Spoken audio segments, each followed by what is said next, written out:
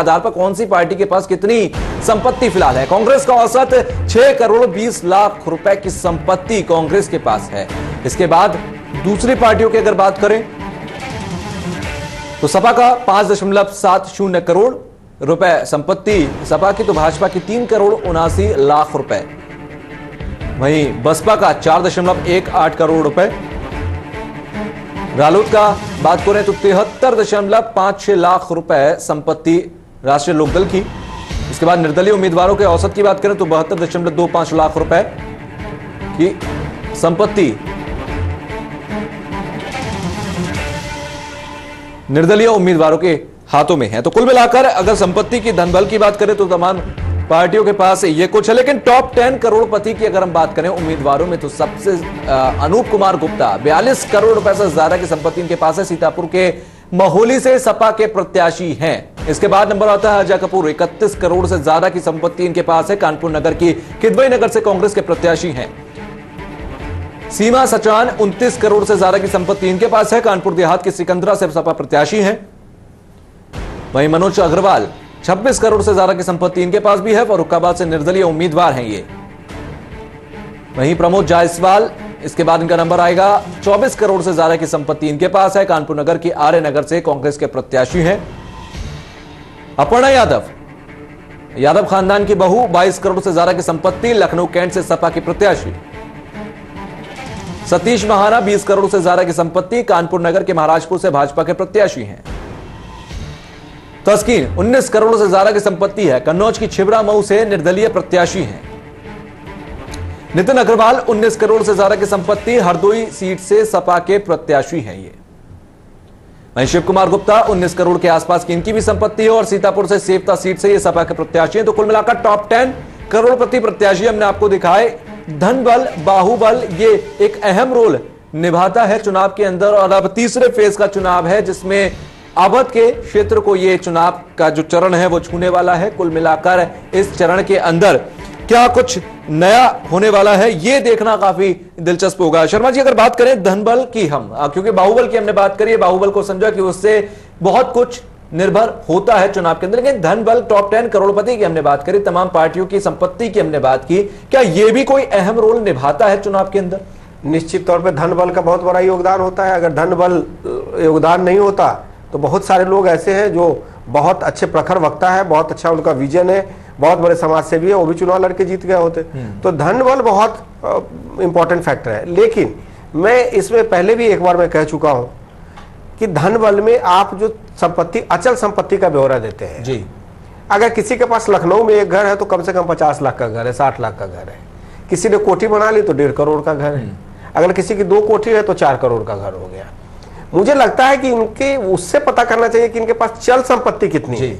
अचल संपत्ति अगर कोई घर में रह रहा है, अगर मुलायम सिंह जी का इटाव जो सफाई में घर है उसका लोग बताते हैं कि कई 100 करोड़ का घर है, तो उसको मुझे लगता है कि अब इलेक्शन कमीशन को इसमें भी डिवीजन करना चाहिए कि चल संपत्ति आपकी कितनी है इसका ब्यौरा दीजिए। अब जैसे अपर्णा के पास एक कार है जिसकी कीमत 8 करोड़ रुपए है, करीब कार है, तो अब आप उसको छोड़ दो, आप ये करो कि इनके पास बैंक खाते का है, कहां तक आप बचा कर रखोगे।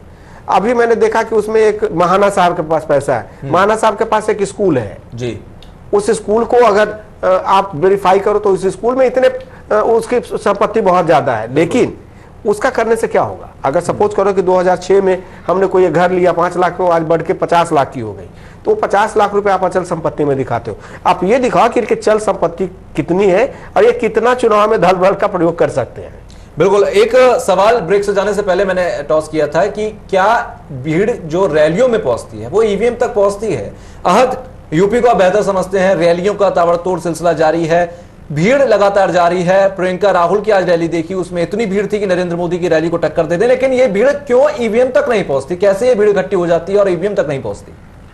बिल्कुल तुषार, अगर भीड़ की बात करें इस बार तो भीड़ की से अंदाज़ा लगाना बहुत मुश्किल हो रहा है कि जनमत किसकी तरफ है, क्योंकि चाहे वो नरेंद्र मोदी जी की रैली हो, अखिलेश की रैली हो, प्रियंका और राहुल की आज आपने रैली देखी, भीड़ तो सब में जो भीड़ की तादाद है बहुत ज़्यादा है। लेकिन जो भीड़ जिस तरीके से राजनीतिक पार्टियां जुटाती हैं उसका सिस्टम भी आपको समझना होगा, क्योंकि जो भीड़ आती है कहीं ना कहीं ये पार्टी कार्यकर्ताओं की मेहनत होती है, और जब जिस तरीके से पार्टी कार्यकर्ता पहले से मेहनत करते हैं और भीड़ को दूर दराज के इलाकों से भी लेके आते हैं, बहुत से पार्टी कार्यकर्ता होते हैं और कई और तरीकों से भी भीड़ को जुटाया जाता है, लेकिन जब हम ईवीएम तक की बात करते हैं तो क्योंकि जो लोकल मतदाता है वो बहुत से फैक्टर देता है। कई बार होता है कि भीड़ आपके साथ और आपके प्रेशर में भी आ जाती है पार्टी कार्यकर्ताओं के, लेकिन जब ईवीएम पे पहुंचता है वो तो वो अपने मन की मर्जी सुनता है, शायद वो प्रत्याशी को देखता है। और अगर महिलाओं की खास तौर से बात करें तो रैलियों में महिलाओं की तादाद शायद इतनी ज़्यादा नहीं होती है, वो एक छुपा फैक्टर होता है जो एकदम से ईवीएम पे निकल के आता है और एक बहुत बड़ा असर डालता है मतदान वाले दिन, जिससे कि परिणाम भीड़ से एकदम उलट हमें नजर आते हैं। चलिए, वक्त हमें इजाजत नहीं देता और वक्त की इजाजत को समझते हुए एक बात तो तय है कि रैली में जो भीड़ पहुंची है वो जरूरी नहीं कि ईवीएम तक भी पहुंचे, क्योंकि तमाम पार्टी, तमाम कार्यकर्ता, तमाम प्रभारी ऐसे होते हैं जो कि भीड़ को लाने का भी काम करते हैं और भीड़ कैसे आती है ये हम सब समझते हैं। फिलहाल केएम शर्मा जी, आप हमारे साथ जुड़े, आपका बहुत बहुत शुक्रिया। अब्दुल हैद, आपका जुड़ने के लिए बहुत बहुत शुक्रिया। प्रणय शर्मा और ताबिश कमाल, आप सभी का बहुत बहुत शुक्रिया इस चर्चा में भाग लेने के लिए। लेकिन कुल मिलाकर ये तीसरा जो पार्ट है चुनाव का, ये देखना दिलचस्प होगा, क्योंकि मध्य भाग है यूपी का और काफी उलटफेर करने की क्षमता भी ये रखता है। सपा की साख और अग्नि परीक्षा भी इस क्षेत्र पर और इस चरण में निर्भर करती है। फिलहाल के लिए आज के मुद्दे में बस इतना ही, मुझे दीजिए इजाजत, लेकिन खबरों का सिलसिला लगातार जारी है। आप देख रहे हैं JK 24/7 न्यूज। आओ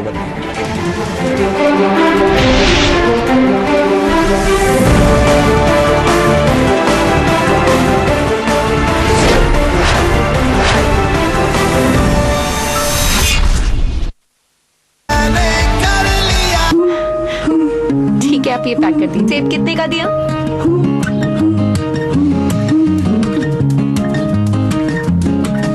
बच्चे को संतरा ही पसंद है, यही दे दीजिए। अगर आप माँ बनने वाली हैं, तो HIV टेस्ट जरूर करवाएं। बच्चे को HIV से बचाने के लिए जल्द ही पता लगाना और वक्त पे दवाई दिलवाना जरूरी है। करें वही जो बच्चे के लिए हो सही। हर सरकारी अस्पताल के ICTC में HIV की जांच एवं सलाह मुफ्त और गोपनीय है। किसी को दिल से चाहो और वो तुम्हें ना मिले